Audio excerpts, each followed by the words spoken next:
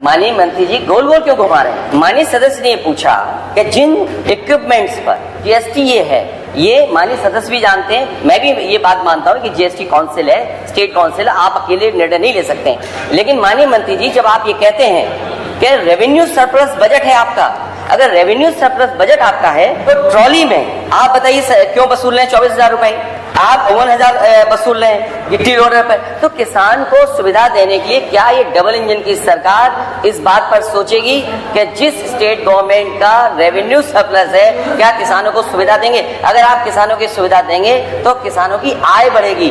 दोगुनी तो सपना है, लेकिन कम से कम उनकी आय बढ़ेगी। क्या आप इस पर विचार करेंगे? जो सरकार ये दावा करती हो कि डबल इंजन की सरकार है और सब व्यवस्थाएं पहले से बेहतर हो गई हैं, और केवल लखनऊ नहीं, दिल्ली और बड़े बड़े महानगरों में भी ये बड़े बड़े प्रचार के होर्डिंग लगे हैं कि इतने हमने मेडिकल कॉलेज बना दिए हैं। अगर सूचनाएं जो मिल रही हैं और डेंगू जैसी बीमारी का जो सरकार इलाज ना करा पा रही हो, वो सपना देख रही है $1 ट्रिलियन इकोनॉमी का, और डेंगू सामान्य बीमारी है, किस ऐसी है बीमारी जिसका इलाज नहीं है, ये तो सरकार बताएगी। लेकिन जो सूचनाएं आई हैं, क्या दुख नहीं होता?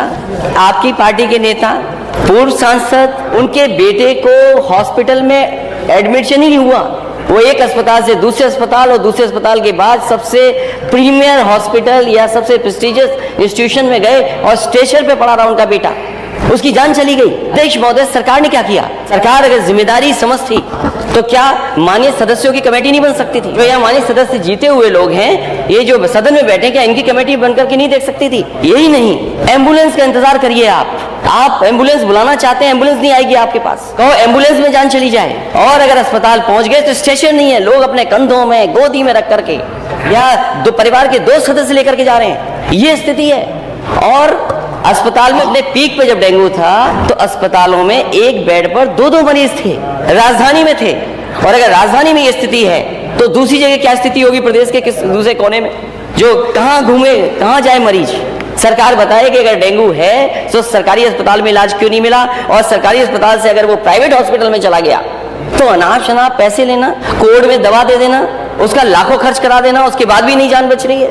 ये केवल एक जगह की सूचना नहीं है, पूरे प्रदेश में माननीय सदस्य यहाँ बैठे होंगे, उनके पास सूचियां हैं उनके क्षेत्रों की कि किन लोगों की डेंगू बीमारी से जान गई है।